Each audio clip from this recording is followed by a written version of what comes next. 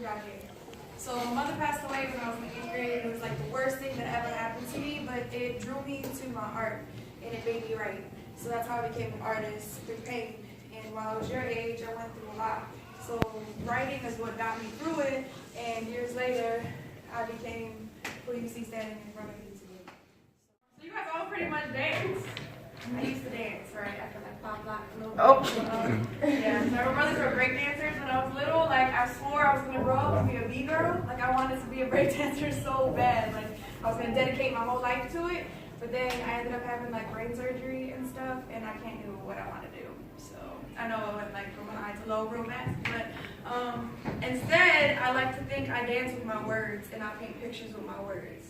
So becoming a writer, I became a writer through a lot of tragedy. But how did I take that tragedy and turn it into positivity, into professionalism to get me to where I am today? I had to make up in my mind that what I was passionate about, that I wanted to do to influence the world, that I didn't want my gift just to be for myself, because if my poetry and my art could help me through my pain, how much could it help another young person through their pain, through what they've been through?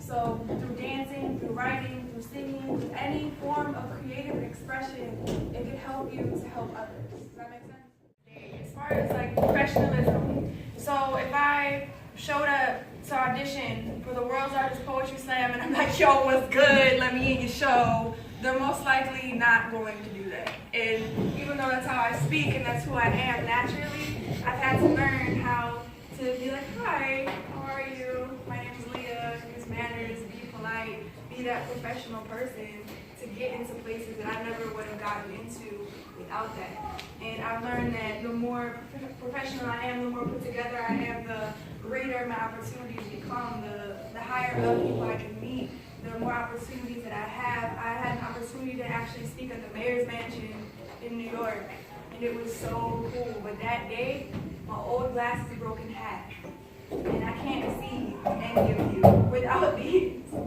So I literally had to rush to the store, buy some super glue, and glue my glasses together to speak at the mayor's mansion. And it was so crazy. It was like one of the craziest experiences, but I did it. And guess what? I'm still getting bookings from that opportunity. So I could have just showed up, or I could have just canceled it, which is like a horrible thing to do. If you ever have an opportunity that's given to you like that, just don't ever cancel it. Just show up with some glued up glasses and go and perform. And it's worth it. It's definitely worth it. But do you guys want to pursue dancing or anything as like a career? Is it something like you want to do for the rest of your life? Mm-hmm. Yeah. What kind of dance do you do? All of it? Everything? Do you do everything? I try to, right now, I have my own dance group that we put together shows. Awesome. When I grow up, I wanted to have my own dance group. That's really great. So what are some things that drive you to dance? Like, what is like the fuel to your fire for dancing? Anybody? Do you feel like you can express your ways through dance and you can't like with just speaking? Yeah, go ahead. Sometimes it relieves stress. Right. Anybody else feel the same way? Yeah. That's how I feel about writing. So take your dance and like use it as a way to better yourself, and then in return you end up bettering other people. This is for the little girl who sits in the back of the classroom, face covered by her favorite gray sweater that resembled the gray sky of her seemingly perfect life. Fists balled up, arms tucked in, thinking maybe if she sat there long enough she would become invisible, or even better, just forgotten. Her tear-stained pillow made her feel safe at night.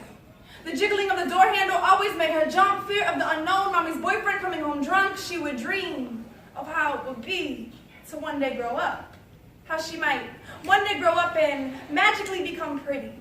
How she might one day grow up and somehow obtain one of those video vixen bodies. She spent hours in the mirror. Her family made jokes about how conceited she was, but really, she was conjuring up ways to make herself better. Ugly is what she defined herself as. The way she really felt about herself in her heart was covered up by padded bras, putting on a facade that she thought she was perfect. She succeeded in hiding the fact that really she felt worthless. Sticks and stones were never a threat to her, because she learned early to be a fighter. But words broke her, especially the absent words from an absent father. Broken promises followed her like a shadow in the twilight, barely there until it hit midnight. tears soaking her pillow, but to her demise they would dry right before the sunrise, so her battle was never known, and her secrets were never told. And not because she didn't want anyone to know, but because no one would take the time out to listen, so she learned carefully how to bottle up her emotions until eventually she would lash out on the one to whom she was closest, her mother. The greatest example of strength this little girl would ever see.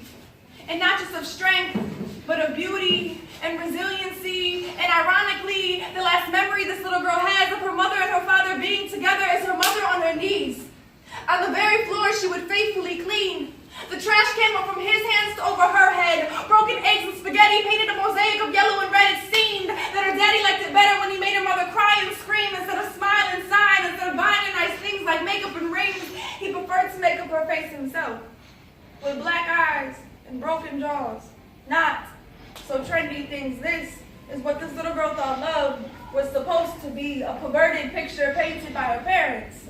Until one day, this little girl's mother finally gained enough strength to walk away. And this little girl walked in on her mother, hiding her cries and drying her eyes. And at that moment, this little girl promised herself that her children would never, ever see her cry.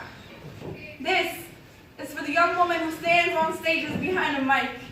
Fists clenched, palms sweaty, far from invisible, because God took her pain and turned it into a pedestal so her one silent voice can now be heard by many. She's a modern-day Esther. She will save her generation from themselves because she remembers all of the hell and all of the sleepless nights by herself. This is for me. I remember the first time he touched me. It was like I could finally breathe. And I was willfully drowning in his waves of unexplainable peace, and he held me, and it was beautiful. And for the first time in my life, I realized that somebody wanted me wholeheartedly, unconditionally. There was no need for padded bras or covering up my flaws because he knew them all way before I even did, and he still died for me in spite of my sin. He was chasing after me long before I knew him. That safety I felt at night was him. And this is for you, that you might know him. That the sound of my voice might somehow amplify the sound of him knocking on the doors of your heart, and you will willfully let him in like I did. This is for you, young girl. This is for you, young man. I refuse to stand up here behind my facade of perfection, but I stand before you broken, a beautiful mess, covered in only my Savior's blood. This is for you, young girl. This is for you, young man. He wants to put you back together again, that the tears you cry will be from him, from the joy that he will fill you with. This is for you, young girl. This is for you, young man, and I beg you to let him in. I beg you to let him in.